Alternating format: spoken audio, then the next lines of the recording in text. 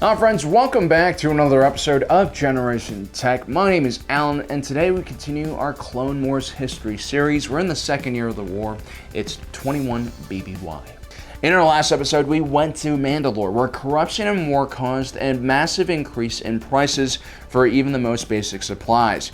Duchess Satine, unsure who to trust, once again calls on the Jedi to get her out of a messy situation. Chapter 12, Battle of Kamino.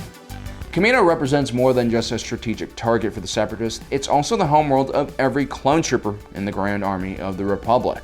While in Legends in the latter years of the war, the Republic builds alternative cloning facilities on other planets, in canon there was only ever one location where the cloning took place, and that was on Kamino. I always found this kind of strange and a strategic liability. First, if you're engaged in a galaxy-wide war, why only have one cloning facility? With a growing and training time of almost a decade, it'll take more than one planet to produce enough clone troopers for the entire GAR. In Legends, Palpatine actually experimented with the Spartite cloning facilities. Sure, they oftentimes went crazy and started shooting friendlies and were far less capable than the Kaminoan clones, but they only took 1 year to grow. And as good and stable as a Kaminoan clone was, it would be pretty hard for one of them to kill 9 or 10 Spartite clones. Then there's the strategic liability of having only one place that supplies your entire army with troops. Therefore, it comes to no surprise that the Separatists are constantly trying to find a way to take out Kamino. In the first year of the war, General Grievous attempted to take out Rishi Moon Listening Post, which guards one of the only approaches to the Kaminoan facility. Luckily, a group of rookie clone troopers from Domino Squad, along with Captain Rex and Commander Cody, were able to blow up the outpost and warn Kamino of the incoming invasion. Grievous's fleet was intercepted and forced to turn back. Now, in general, the average Separatist ship of the line is a lot less powerful than the average Republic ship of the line, which would be the Ventress-class Star Destroyer. Ventress-class, with its huge complement of starfighters, could usually hold its own against multiple Munificent-class star frigates, despite being almost the same size.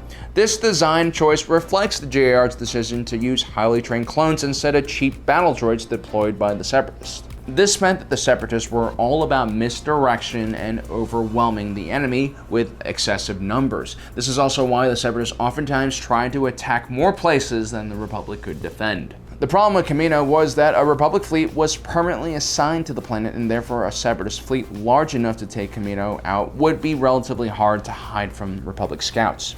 So they'll have to come up with a more creative solution. General Skywalker and Kenobi, along with the 501st, intercepted a transmission from General Grievous to Asajj Ventress. Kamino is their next target, and this will be a very personal battle for the GAR. The Jedi Generals decide to reinforce Kamino and also warn General Shaak Ti that an invasion is coming. Asajj and Grievous are both assigned on the mission to attack Kamino. Grievous commands the bulk of the forces, but Asajj has her own secret mission: obtain a sample of the Fett DNA for Separatist scientists. Now, the two Separatist leaders are loyal to the cause and Dooku, but they're pretty wary of each other and competitive as well. While Grievous arrives above Kamino at the front of a large Separatist fleet, Asajj already has inserted onto the planet aboard a Trident-class aquatic assault vehicle. Kenobi and Skywalker arrive on board an Acclamator-class assault ship with the 501st and reinforce the ground troops on Tipica City.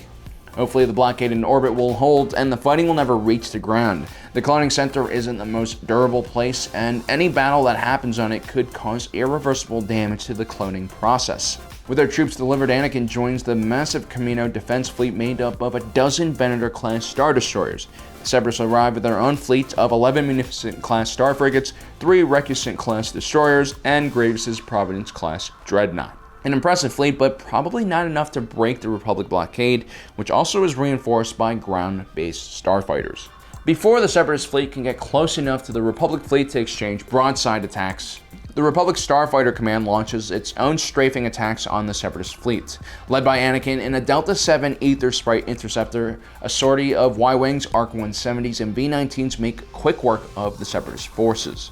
And quickly debris from the Separatist ships begin raining down onto the planet. Upon closer inspection, the debris seems to be separating from the ship by a controlled explosion, almost as if the Separatists had purposely designed this debris to fall off their ships. The Jedi commanders also notice that Grievous is sacrificing his frigates almost on purpose. Something isn't right. As the Republic Navy begins finishing off the Separatist fleet in orbit, General Kenobi decides to inspect the debris that has been falling into Kamino's oceans. While underwater, he spots several aqua droids assembling the debris into assault ships. This was the Separatist plan all along. They knew they couldn't challenge the Republic blockade in space, but if they're able to launch a ground invasion, then they can reach the cloning facilities, and even the smallest battle in the vicinity of those cloning facilities will cause a lot of death and destruction, including a lot of wasted time, because again, these clones take 9 to 10 years to fully mature. The last thing the GR wanted was any fighting on their fragile cloning platforms. Kenobi manages to escape just in time to see the first Trident assault ships leap out of the water and latch onto Tipica City and begin drilling through its roof. The breaching ability of these ships is what really makes them dangerous, and especially terrifying in space, where breaching means exposure to vacuum. In the case of Tipica City, these Trident-class assault ships allow the Separatist droids to avoid pre-built defenses and create their own entry points. The clone troopers inside the buildings just have to wait and try their best to guess where the droids will come from. Soon, droids begin swarming into buildings from all directions, making a deadly crossfire for the defenders. Slowly, the clone troopers begin falling back. It should also be noted that the aqua droids were far better combatants than the standard B-1 battle droids. As the battle continues, debris begins falling within the cloning center, wiping out entire generations of clone fetuses. Both General Grievous and Asajj Ventress arrive with their assault forces and begin pushing against the last pockets of clone defenders. Things kinda look grim. One bright spot in the clone defense is Clone Trooper 5s and Echo, veterans of the Rishi Moon battle.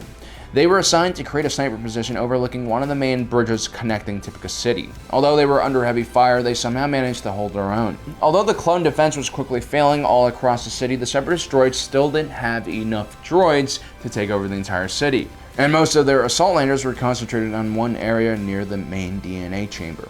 General Kenobi correctly guesses that's what the Separatists are after, and sends Anakin to go and defend the DNA chamber.